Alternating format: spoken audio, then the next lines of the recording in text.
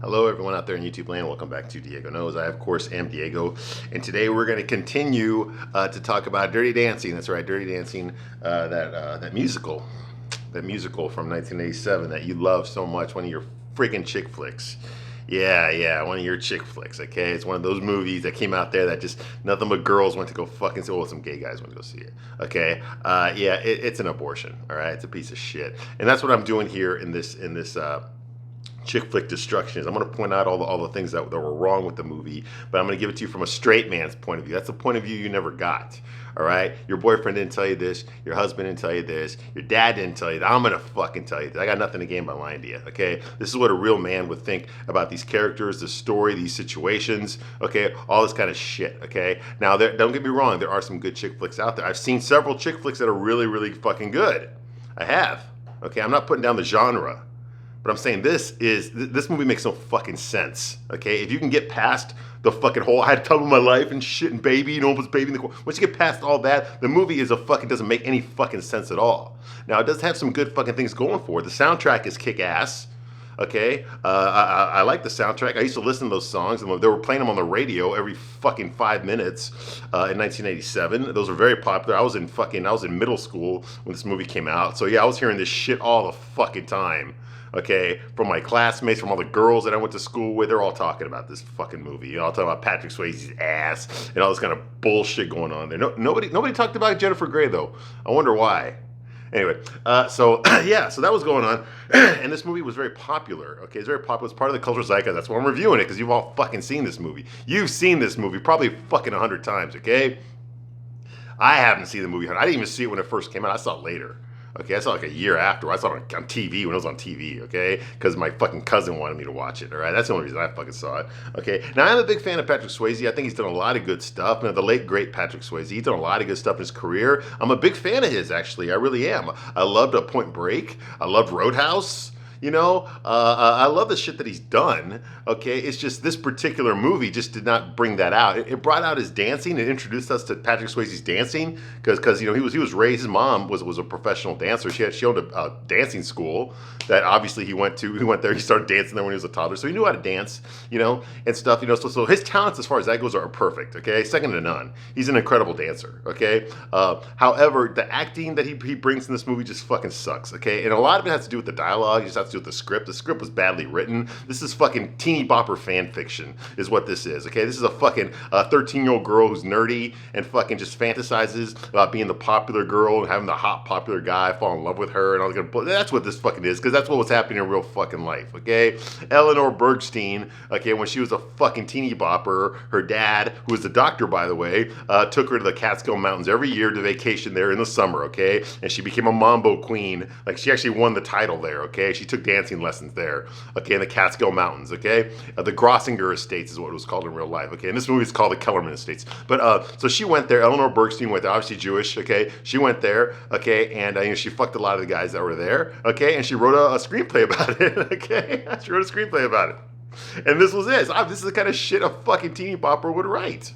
You know, a fucking immature fucking kid who's just learning about who's just learning her sexuality for the first time. You know, she's just starting to come into womanhood and stuff like that. And I mean, come, all right. And this is just a fantasy of hers, and they turned into a screenplay, and y'all bought it. Y'all fucking bought it, all right. Y'all bought it. And that's really what this is. Okay, let's face it. Come on.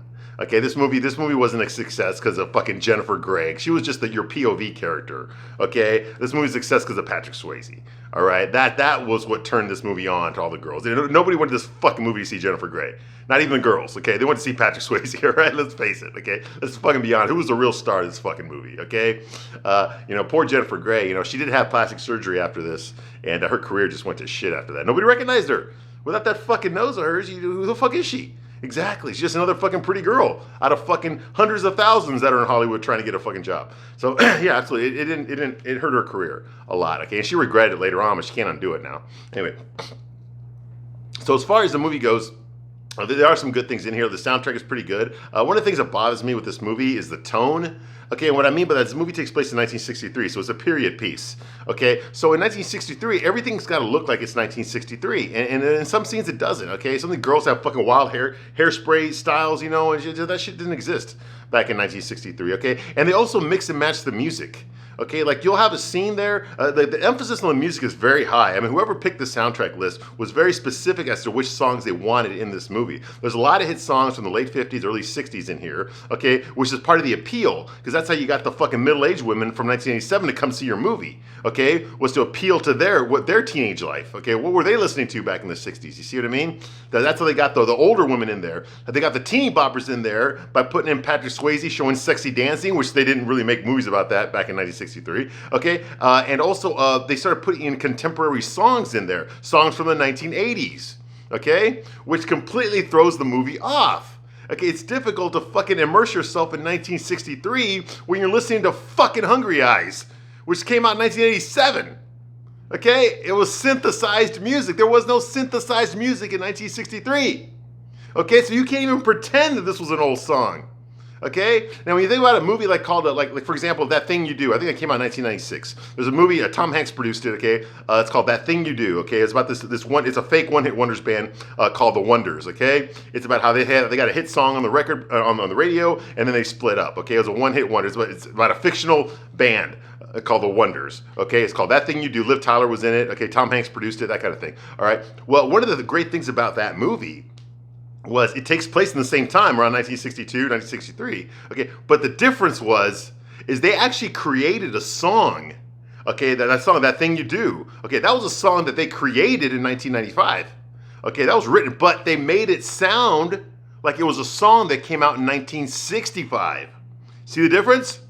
Okay, they made a song in the present era to sound like a song that came out in the past era. Okay, that way when you hear this new awesome song, it's appropriate because it sounds like the type of song that would have come out back then. You see what I mean? That was one of the gems of the movie. That was one of the great things about that movie, was they actually created a song that would have come out back then.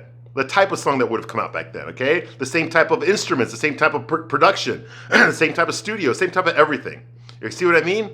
That's one of the reasons the movie worked. That song worked, okay? Was because it sounded like a song from the 60s, but it's actually a song from the 90s. You see what I mean? And that's what they should have done here. They should have taken these songs from the 80s and made them sound like something that would have come out in the 60s. That way you get your new music, so you can make a shitload of money, because no one's ever heard the song before, but it's appropriate for the film, okay? It's congruent with the timeline of the film, because it sounds like something that would have come out back then. Instead, we got this synthesized jazz pop music, okay, in a movie about a bunch of Jewish people in a fucking resort. This is in 1963. What the fuck is this? You see what I mean? It throws you out of the movie, okay? Anyway, so which movie are we seeing here? That's what I want to know, okay? They could have done this with flashbacks or some shit, but which movie are we seeing here? You're putting modern music in the past. Now, I can understand, well, Diego, okay, we, the audience, we hear that modern song, okay? But the characters in the movie, they're listening to a song from the 1960s, okay? Bull fucking shit, okay? And the reason I say that is because there's scenes in this movie, okay, where they are lip-singing the songs. They're lip-singing the lyrics to the song that came out in 1987. How is that fucking possible? You see what I mean? Oh, just go. No, I'm not going to just fucking go. The fact that I even noticed it means you did not do your job. You did not do your job in verisimilitude. You did not convince me that I'm in 1963. You were purposely reminded me that I'm in 1987. See what I mean? Okay, that's one of the reasons the movie don't work. That's not the only reason, but that's definitely one of the reasons. Okay, and nothing against these songs are really good. Had the time of my life. That's a great fucking song. Okay, Hungry Eyes is a great fucking song. I'm not going to take anything away from that. Okay, although She's Like the Wind fucking sucks, but they had to fucking put Patrick Swayze's own song in there. Okay, but it's just like that just takes me out of the movie. Okay, it takes me out of the fucking movie. It reminds me, hey, wait a minute, dude, I'm not in 1963. I'm in fucking junior high. What the fuck, man? I gotta go to school tomorrow. You see what I mean? Yeah. Anyway, okay. I'm Diego, and I give you a straight man's point of view. That's what I do here. Okay, I'm not gonna sugarcoat nothing. I'm gonna give it to you straight up, baby, with no lube. No lube. The real question you need to ask yourself is, can you handle it? Can you handle the truth? Because I don't think you can. In fact, I know you can't. I know you can't. You can't handle what I'm telling you. Oh, fuck no. Fuck no. You just want to live in your fucking lollipop land in your fairy tale. Exactly. Okay, well, fine. You know, you can do that when you watch the fucking movie. I know I've done that when I watch movies, okay? But I'm not in the fucking movie right now. I'm in real life, okay? Let me get to you straight up, baby. All right, now here we go. Now, where we left off last time, Baby was berating her dad because she was fucking Johnny. Because she was having sex with Johnny, an older man, and she lied to her dad about it. As a matter of fact, in order to save Johnny's job, she had to provide him an alibi. Okay, because they're going to fire him because they think he's been stealing wallets from the resorts, but he has not. Okay, Johnny Castle, he has not. Okay, and the reason she knows that Johnny did not steal Mo Pressman's wallet last night. Okay, even though Vivian saw him there, Mo's wife, that Johnny was also fucking, but not last night. Okay, because he was fucking Baby last night. Anyway, so Vivian is jilted, okay? Vivian Pressman is jilted because even though she's married to Mo, she has been fucking Johnny, the male love interest in this movie, the whole time. And he turned her down because he's in love with a fucking big-nosed, teeny bopper fucking Baby, all right? So he wanted to fuck her instead of fucking Vivian, his regular fucking lady that actually pays him. Yeah. Okay, so, and he actually turned down money. Her husband, Vivian's husband, actually offered him money for fucking dance lessons. Okay, yeah, you know what, he knows what that means, okay? Well, I don't think he does, but Johnny knows what that means. All right, and he turned the money down. He turned it down. Yeah, and he decided to fuck Baby instead for free.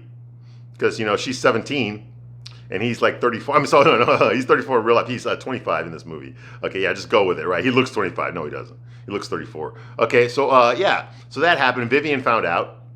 So she got upset. So she decided to blame the shoplifting spree. Not the shoplifting, but the pickpocketing crime wave that's been going on in the estate. She decided to pin that on Johnny. Johnny must have done it. Okay. So because of that, because Johnny's a poor guy that works there, and everyone else there is rich and Jewish, Max Kellerman, the owner, he decided that Johnny must have done it. Okay, so apparently they questioned him, and he said that he had no alibi. He said he was at home in his fucking shithole fucking studio apartment there. Reading a book by himself, okay? So he couldn't confirm where he was. There was no witnesses that saw him anywhere, okay? So that means, and they say, and he lied. He didn't even own a book. Yeah, he probably doesn't. He's a street kid, you know? Yeah, I mean, kid in the loosest term, okay? He wears leather jackets and sunglasses, all right? So since he had no real alibi, they decided we're going to fire him. Now, this is not the kind of thing in real life that the owner of a fucking resort would say that to his customers, sitting at the breakfast table to his customers. Oh, by the way, that string of fucking thievery been going around here, well, we caught the guy that did. You know, you don't fucking say that to your guests, okay? You don't fucking say that. That's like fucking going up, sitting at a table. You own this hotel, and you're sitting there with your friend, your best friend and his family, who are staying at your hotel, and you say, oh yeah, by that rapist, I think we know who it is now. The rapist's been raping all these women here in the hotel. I think we know who it is now. I think we got him. You don't fucking say shit like that, okay? Because it's gonna get around, and no one's gonna go to your fucking estate anymore if they know that you can't handle a fucking a purse snatcher, okay? You see what I mean? So you don't say that kind of shit. You sure as fuck don't bring your fucking HR business into the fucking breakfast table with your guests. Okay? You keep that shit anonymous. You don't fight. If you gotta say, hey, listen, I had to let go of somebody because they were doing something that I don't approve of. Okay, if you have to talk about it, you talk about it like that. You don't fucking say, hey, you know that dance instructor Johnny that you've all seen around here? Yo, guess what? He's been stealing. Yep. You know, see what I mean? You don't fucking do that. That's bullshit, okay? And of course, Baby sticks up for Johnny. She tells, hey, no, there's no way he could have stolen that wallet last night. There's no way because I was with him last night. You see what I mean? Yeah, okay, great fucking job there, Baby, okay? And she said it out loud, okay? She said it in front of her sister, her mother, her dad, okay? The owner, and the owner's grandson. What the fuck? This is the kind of thing you do in private. In private. All right, moving right along. So he's upset. So obviously Jake Houseman, that's Baby's dad, he's upset about this, and he just sits there at the gazebo while the sun's going down in front of the lake.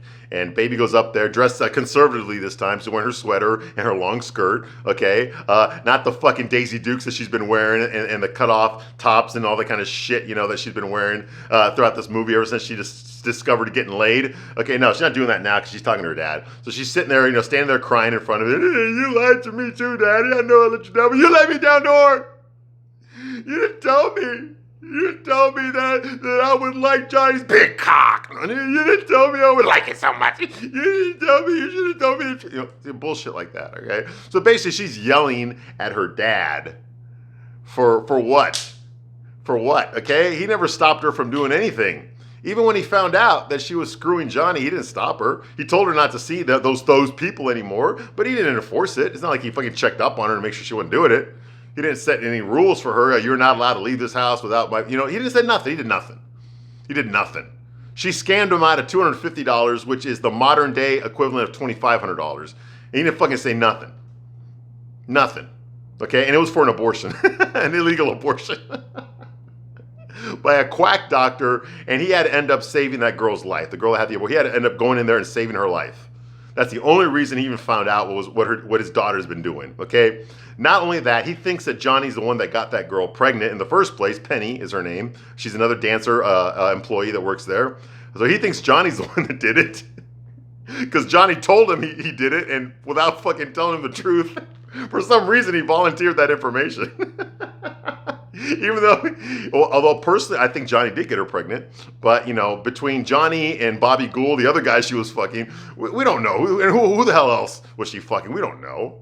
We don't fucking know. Okay? So, someone got her pregnant. He thinks Johnny did it just like I do, okay? No matter what this fucking movie says, okay? And so he's got one reason there to hate Johnny. Then he finds out his daughter's boning. He has no concerns about her getting pregnant by this guy. He already got one girl pregnant. He has no problem being a grandpa right now and having this fucker as his fucking as his fucking son-in-law, is his son or something. What the fuck? His son-in-law? What the fuck? If they even got married. He has no concern with that shit. He doesn't even tell his wife and his other daughter about it. What kind of fucking dad is this? Oh my fuck. Anyway, yeah. So she berates him because it's all his fault. Because he's rich.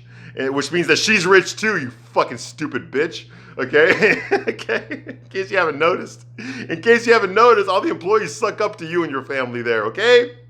So she blames him for that. For being a Jewish princess, a spoiled, rich Jewish princess who's never had to work for anything in her whole fucking life. Okay? She blames him for that. Okay? Because of her sexuality. Get the fuck out of here. She says she's not proud, but she is proud. Get the fuck out of here. Apparently, she loves her dad so much. She said that in the beginning of the movie, but she doesn't fucking have any respect for him. And by that, I mean that, she fucking, she lies to him. She never tells him the truth about what she's doing. She manipulates him. She gets him to do things that she wants. She comes up with bullshit answers to his questions. He doesn't ask any serious questions, and he's fine with the non-answers she gives him. Okay, she has no fucking respect for him. There's a lot of things. She's hanging out with these people he told her not to hang out with and there's a big sign there that says that, hey, the guests at this estate are not allowed to go into the employees area. But she goes there. She ignores the sign and goes there anyway, where they're drinking and they're fucking boozing and they're fucking dirty dancing and smoking cigarettes and probably smoking weed, and getting fucking VD and fucking getting each other pregnant. Yeah, she goes to that area, okay, without telling her dad. This is like, what the fuck? You have no respect for your fucking parents. Now, Lisa, her older sister, might be the bigger bitch because she loves to fucking put down her sister baby. But at least Lisa has some sort of fucking integrity. Okay, she knows she's a fucking bitch, and she won't fucking talk shit behind your back. She'll tell you to your face that I don't fucking like you. Okay, so I give respect to Lisa for that. And honestly, between Baby and Lisa's the better looking one. She really is. She's got titties. Baby got no titties. Oh, what Baby does have is a big fucking nose. Okay, and I'm sorry, you're gonna have to paper bag that shit. Okay, because I'll do your doggy style. Okay, I don't want to look at your face. Okay, sorry, man. Sorry, Matthew Broderick. I know you were in love with her at one time. I know that you were she was giving you a blowjob when you were driving drunk in Ireland and you crashed into that car and killed a woman and her fucking mom. Okay, but I'm sorry. I mean, she's still your sister from fucking Ferris Bueller's Day Off. Okay, but anyway, moving right along. So that happened, and I don't believe it. Okay. So anyway, so she yelled at her dad, okay, at the gazebo, and then she walks away. Okay, the very next scene is Johnny arrives at his shithole fucking bungalow where he lives. It's a shithole, okay, and of course Baby's there laying down on his fucking couch or wherever the futon, wherever the fuck it is. It's a fucking shithole in there. He arrives, okay, and he wakes up Baby. Okay, and he tells her that he's been looking. Hey, I've been looking for you, baby. Where you been? You know. He tells her, I got some good news, I got some bad news. The good news is they caught the Schumachers. That old couple, that old lady and her husband, the ones that have been stealing, the ones that you caught with all those wallets inside of her purse when she dropped her purse. Remember all those fucking 5 different wallets that were in there? And that didn't raise any fucking red flags at all to you? Remember that? Okay, yeah, well, they caught her. They caught her and her husband. Okay, apparently they have warrants. Someone fingerprinted their, who the fuck fingerprints your glasses? How did all this happen in one fucking afternoon? So in one afternoon, they fingerprinted their glasses, got a warrant, arrested them, and then dug up their fucking background and found out that they had warrants for them in Arizona and Florida, okay, for stealing, okay? Like, all that happened in the course of like 3 fucking hours. Get the fuck out of here, okay? But anyway, he tells Baby this. They caught him. They caught the Schumachers, okay? The old couple. We've seen them in the movie. They're just old fucking eccentric couple. The old lady talking about fucking George Burns dancing there back in the 30s. Who gives a fuck? Anyway, so they got caught, okay? They had warrants in Arizona and Florida, okay? But that's the good news, okay? So that, and in theory, that should mean that Johnny is cleared. He's no longer a suspect in the thievery going around. But the bad news is they're going to fire him anyway. They're going to fire him anyway, okay? And he tells Baby, is like, listen, they said if I leave quietly, I'll still get my summer bonus. Okay, so he's like, I'm out, baby, I'm out. Okay, well, the reason he got fired is because he's been fucking the daughter of the owner's best friend. That's why he got fired. Okay, legitimately so. There's nothing. I mean, I understand that you girls out there watching this fucking movie, you love Johnny so much, and when he gets fired, you get upset. Like, get the fuck out of here. He deserves to get fired. Look at what, not for TV, not for fucking being framed for a crime he didn't commit, for the crimes he did commit. I mean, Jesus Christ, he's over here fucking the daughter who's underage. Okay, they say she's 17. Get the fuck out of here. She's fucking 15 or 16, okay? She acts like a 15 or 16-year-old. My love is everything. Get the fuck out of here with that noise. Anyway, so he's fucking her, and her dad is the best friend of the owner of the whole fucking Kellerman Estates, Max Kellerman. Not only that, but Max Kellerman's grandson, Neil, a short, big-nosed, asshole Jewish guy with little man syndrome, has also got the hots for Baby. And now Baby has confirmed that she is fucking Johnny, and that's a guy that fucking Neil does not like. Okay, he berates him, he talks down to him, he treats him like shit, gives him no fucking respect, threatens to take his job away from him, which he needs. If he needs his job so much, then why are you fucking the guests? You see what I mean? No, he's a great dancer, but he's not fucking professional. He's not a professional employee. You see what I mean? This is what I'm talking about. All right? Anyways, what did you think was gonna fucking happen, you dumbass? Anyway, so yeah. Because he's in love. I'm supposed to believe he's in love with this fucking 17-year-old teeny bopper with a big fucking nose. Okay, get the fuck out of here. Yet he's over here boning the fucking wives of the men that fucking leave their wives there during the week while they go back to work and earn the money that their wives spend on fucking guys like this to pound him out. Get the fuck out of here. And I'm supposed to feel sorry for him? So I never felt sorry for Johnny at all in this entire fucking movie. Get the fuck out of here with that noise, all right? But Baby, of course, is upset. It's my fault. I can't win. No matter what I do, we still lose. Just fucking feeling sorry for herself, So that's when he's like, you lost your job? So I did it for nothing. I did all this for nothing. You lost your job and I did it for nothing. And John's like, no, baby, no. It's not for nothing, baby. No one has ever done anything like that for me before. To tell your dad that I was fucking you the whole time in front of my boss, no less. No one has ever done anything like that for me before, baby.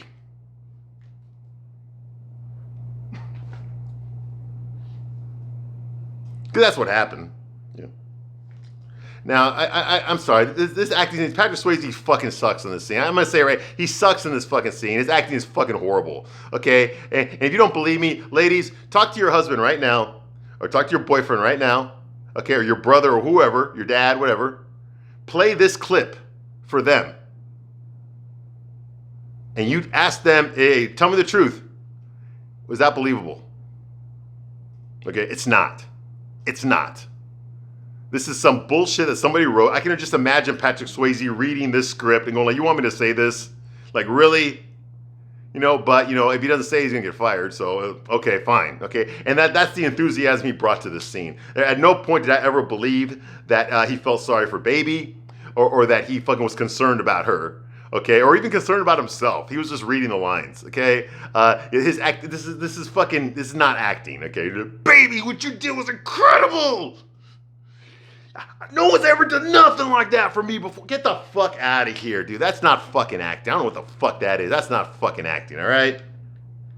So anyway, so Baby's like, you're right, Johnny. You can't win no matter what you do. And Johnny's like, no, baby, no. You listen to me, baby. You can. That's it. That's a fucking scene. What the fuck kind of a scene was this? All that money they spent just to film this one scene, and this is what we got. I got fired. Oh, it's my fault. No, it's not, baby. No matter what I do, it's gonna go right. No, baby, it will go right. That's it. Holy fucking shit. This is a movie you love, not me. You love this movie, not me. All right? I didn't write this shit. Okay. So the next scene, Johnny, he's in his bad boy outfit again. He's wearing his leather jacket, his black t-shirt, his fucking shades, his black pants, his black shoes, and he walks over to, he kind of stiff walks over. Look at the way he walks. Okay, he walks that way because of all the damage he's done to his body from all the footballing, the ice skating, the ballet, all this shit he's been doing over the years. The roller skating that he did. He did a movie called Skate Down USA. Okay, all that shit took a toll on his body. Okay, so he had a lot of injuries. I know that. I read his autobiography. He had a lot of injuries. Okay, so if you notice, his body language is very stiff. Now, his dancing is incredible. Okay, but his body language, when he's just moving from one part of the room to the other, okay, he walks like this. Okay, and normal people do not walk that way, okay? A 34-year-old with a lot of injuries does walk that way, but a 25-year-old does not walk that way. With no injuries, does not walk that way. Okay, so look at the way he walks. Okay, he did it in Roadhouse too. He just walks like that, like he's in pain, okay? He looks that way, and I can't take my eyes off. I can't help but notice. I noticed it back then too. Like, why does he walk so funny? Well, that's why, because he's in a lot of fucking pain. Okay, so he goes over to the bungalow where Baby's been staying with her dad, her mom, and her sister, and he decides to pay Dr. Hausman, Baby's dad, a visit, all right? So he goes over there, okay, to talk to her dad, okay? And Johnny's like, look, Dr. Hausman, look, I'm going away anyway, okay? I'm leaving anyway, okay? I know what you must think about me. And of course, Jake Hausman's like, he says, you don't know anything about me. You don't know anything at all. And he's looking at Johnny like he's a fucking cockroach. Okay. So now he decides to be a dad. Okay. Now he decides to confront this guy that's been boning his daughter, right? Yeah, right. Now he decides to be a man and confront the man that's been boning his little girl. Yeah. But Johnny had to do it, right? Okay. So I was like, look, I know that you want Baby to be just like you. The kind of person that other people look up to. Well, Baby is like that. When she farts, when I'm doing her doggy style, it smells like roses. If you could just see. And then he cuts Johnny off and he says like, don't you tell me what to see. I see someone in front of me who got his partner in trouble and sent her off to some butcher while he moved on to some innocent young slut like my daughter. And Johnny's like, yeah, I guess you would see that, wouldn't you? Yeah, pretty much that's what happens here now. I gotta raise bullshit flag amongst many other bullshit flags in this scene here, okay? First of all, and of course, when he walks out of there, he walks out like this. Because of his stiffness, all right? Okay, bullshit flag right here. Okay, there's a lot of bullshit flags in this movie. I'm gonna name another one here. This is it. Okay, first of all, why didn't you or baby tell Jake who really got that fucking girl pregnant? How about that? Did you notice that? Nobody fucking told Jake Hausman, the doctor that treated her, who got Penny pregnant. Not even Penny herself. And he was in her pussy. Do you realize how many non-controversies or non-conflicts there would have been in this movie if someone had just fucking told him the truth? What does he owe Bobby Gould? He owes him nothing. Nothing. And as a matter of fact, he needs to know this shit because Bobby's trying to fuck his daughter. His other daughter. Nobody told Dr. Jake Hausman who really got Penny pregnant. Or who she thinks got her pregnant, okay? Or who she wishes got her pregnant. You see what I mean? Oh yeah, she's gold digging all the way. But anyway, the point is that Johnny did not tell Jake at any time. He said, hey, I'm responsible for her when he was fucking treating her. But he didn't say, hey, I got her pregnant. He just thinks, he let Jake think that he's the one that got her pregnant. Why? Why would he confirm that to a guest of the fucking hotel? He's going to lose his fucking job. See what I mean? He would have lost it earlier. You see what I mean? Well, what's to stop fucking Jake from telling his best friend, hey, listen, one of your dancers got another girl pregnant here, and I know that because I had to fucking save her from a fucking back alley abortion that she paid for with my money that my daughter tricked me into giving her. You see what I mean? That would have gotten him fired an hour ago in this movie, okay? But that didn't happen. Why didn't Baby tell her dad, hey, listen, I know you think Johnny did it, but it's not. I'm fucking him. He might get me pregnant, but he definitely did not get Penny pregnant. You know how I know that? Because Billy told me that they haven't fucked in a long time. Okay, see, she should have told him the truth.